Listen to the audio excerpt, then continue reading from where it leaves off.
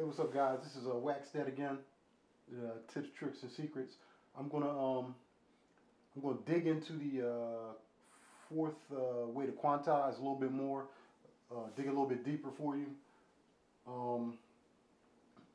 Some of you might have used this and might have already figured it out. Some of you may have not. Basically, to rehash, before what I showed you was how to make it swing by adding air in front of your sample to basically shift your second and fourth note closer to your third and fifth note. That's how swing works. You guys should know that already. MPC had a feature where you could take a sample and shift it so many ticks late or so many ticks early. Well, the way I showed you, you were basically putting air in front of the sample to shift the notes later. Like I said, from your second towards your third, from your fourth towards your fifth, basically your evens towards your odds. Some people say, wow, how do you make it shift early instead of shifting it later? I'm not going to go through the rigmarole. If you watch the video, you kind of understand how you add the air.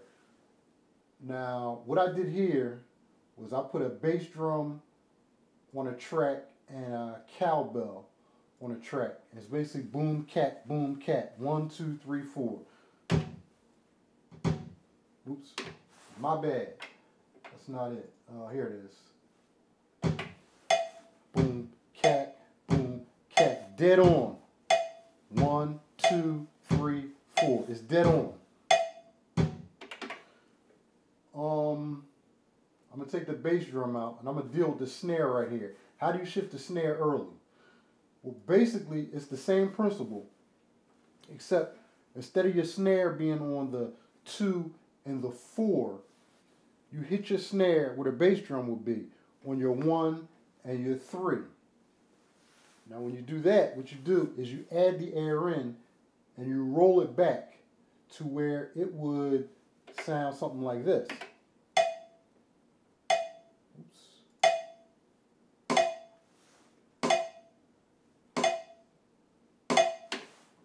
Now what's going on here is, let me see if I can find my snare. All right, there it is. What's going on here, I'm going in the sample edit here. All right. By adding the air in, you can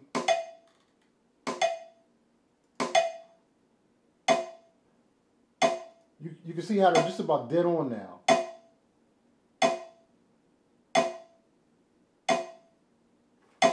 And what's happening is the snare is actually hitting on a 1 and 3. But by adding the air in, I can push it back to where it's on the 2. Now if I want to make it early, if I want to make the snare early, what I would do is take some of that air off.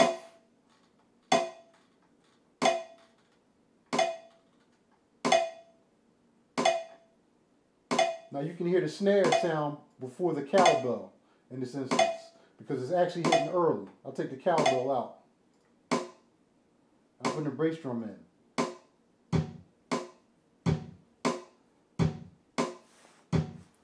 Now the snare is hitting earlier than 2 and 4. And again, with this fourth way of quantizing, you can do it at the sample level, which is far more precise than the 480 ticks you have. I don't know the math behind it. I haven't really sat down and calculated it at which BPM a sample would, taking so many samples out would break down into ticks. I'm sure there's a formula for it. I just haven't sat down and figured it out. But there you can see the snares early. As far as kicks go, for ghost note and kicks, you get that ba-boom, like the boom boom back, boom boom back. If you can't get quite the feel of actually programming the kicks in, if you can't get the feel for that ba-boom boom boom back basically with the quantize off. If your feel isn't right, this is a neat way of dialing the feel in on the go basically. I'll take the snare out, I'll put the cowbell back in, and I'll put a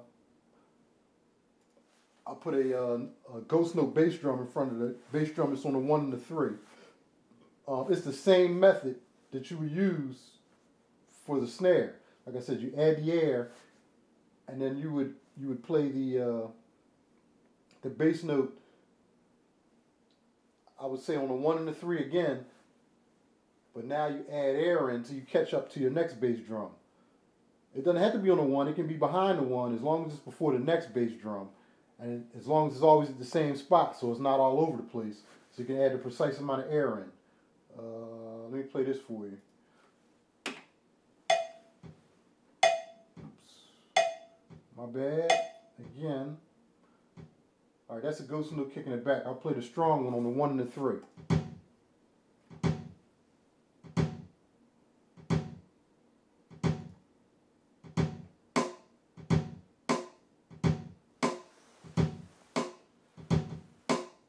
And I'm going to quick edit that so you can hear how it changes just by changing the starting point.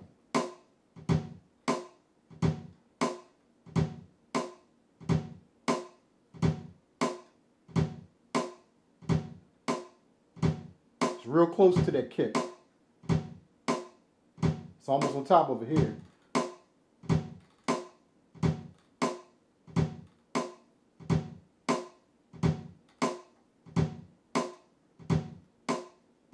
Now you hear more feel into it.